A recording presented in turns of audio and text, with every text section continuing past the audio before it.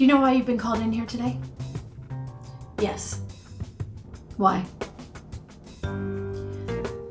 I've committed headshot crimes. Can you elaborate? Well, from about 2008 to 2020, I've taken several bad headshots. Some of them worse than others. Do you agree to fully cooperate and plead guilty for these crimes you've committed?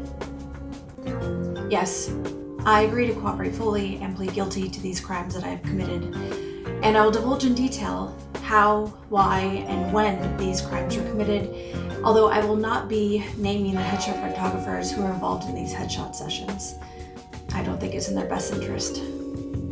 Well then, please proceed with explaining the first crime committed in 2008. Hey everyone, welcome back to my channel. I hope you're doing well. If you're new to my channel, welcome. I'm happy to have you. And today I'm airing out my headshot crimes. Bad photos that I've taken since I've been working as an actor, starting in 2008. So this is my headshot from 2008. Now, it's not a bad headshot, but I think my face was too close to the camera and I had no motivation. I just thought I'm gonna smile, look pretty, get my good side, and yeah, we're just gonna take some nice pictures. So this was my first year of acting, starting out. Now, 2010. Again, no motivation. I did have my hair blown out and I did do my own makeup. So I was feeling really pretty in this picture, but still no motivation. Just looking good, smiling, getting a good shot. So yeah, that was 2010. 2012. Now 2012 is when I committed my first big headshot crime. Now from this headshot session, I definitely learned that I need to dial down on the makeup and I need to decide if I'm either gonna straighten my hair or go curly. My hair is naturally wavy and curly, and I know I always kind of went back and forth. Should I do it curly? Should I do it straight?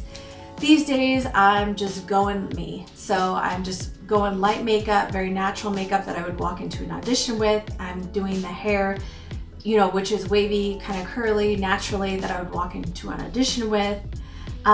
So this headshot, I definitely learned to just not go with what they're pushing you in a session. I definitely felt a little pushed in this session. I definitely didn't feel comfortable because I had a lot of makeup on me. And I had gone from a very curly shot earlier in the day, and we had straightened my hair. So I just feel my hair is like as wavy and just doesn't look as good as it could have. So that was 2012 when I committed my first crime. So moving on to 2013. Now, since I didn't like the previous headshot and I was in this acting group and I was persuaded to take photos with a certain photographer, I had this headshot taken in 2013. Now, I don't think it's bad. I definitely felt more like myself. But the coloring of the shirt definitely blends too much into the background and it doesn't pop. But I do like the look and the vibe of the photo overall. I just wish I would have picked a brighter color to just make it pop. I still didn't have much direction in my headshot sessions. Now, moving on to 2014. Now, this definitely pops. However, I'm not a musical theater actor and this definitely screams musical theater. I did have a great session, but it was a lot of pointing my chin down to make me look thinner, and my face naturally is a little bit wide around my jaws, and I just needed to be me in the photo. So yeah, just not me. Again, not me. So I think it's a lot of like taking headshots, being pushed in different directions, not going with what who I am instinctually. So it just doesn't, it's not me. Like when I walk into the room, I'm not gonna look like this. So, and moving on to 2015. So 2015 is when I went blonde. I was blonde for about 3 years, and as a brunette with really dark hair, it was a lot of maintenance. So if you're a girl with dark hair who wants to go blonde, just know it is really high maintenance. I would try and push going to the salon like 2 months because I just didn't want to keep going to the salon, but my roots were coming in really dark. So I just tried to like finagle things to like push out my salon visits as long as I could. But yeah, after 3 years, I just needed to go back to be me, just the brunette reddish color hair. I dye my hair at home now because I just wanted like a little bit of a red tint. But this is my first headshot as a blonde. I went to the photographer that I did my previous headshot for 2014. So, and I definitely told the photographer that I didn't want to put so much down, like more me, more straight to the camera. I felt good about this headshot session, so this was good. So, crime number 2 was in 2016. Look at that hair. Just look at that hair. Yeah, I took this headshot with a teacher who I had been taking a class with, and I definitely channeled more of like the essence or the roles that I was being cast at that time. Not specifically, there was other photos that I took that had like more of the essence, but this was like the commercial shot. But that hair was just horrible. So yeah, that was crime number 2. Yeah, just if you're gonna go blonde as a dark brunette, just watch what the color of blonde that you do. In 2018, now this was a different color blonde. I definitely transitioned through a lot of different blonde shades, but I was definitely putting the roles or essences into my motivation, into my wardrobe when I was having the photo taken, having that essence or state of mind for a certain character in my mind when I was taking the photos. So this is definitely kind of a revolution of taking better headshots, a lot better headshots. And I definitely had a great session with, and I started getting called in more with this round of headshots. And finally moving into 2019, 2020. Now this is my current headshot, and I'd have to say this was again with the photographer that I did from 2018, because I went back to being a brunette. Definitely felt more comfortable with myself. I feel like my smile is more genuine. And yeah, I feel good about headshots now. It's definitely been a learning process.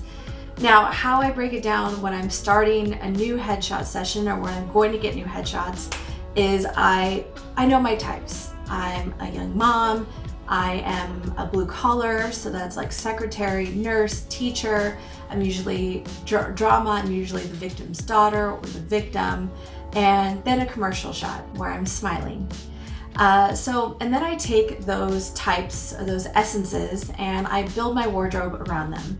I try and keep my wardrobe very basic. In normal life, I wear pretty basic clothes. I just pop up my wardrobe with fun shoes or sandals, earrings, fun earrings, and like usually a crossbody bag. So I'm not one to like go polka dots and everything in my, headshot sessions, but that's just me.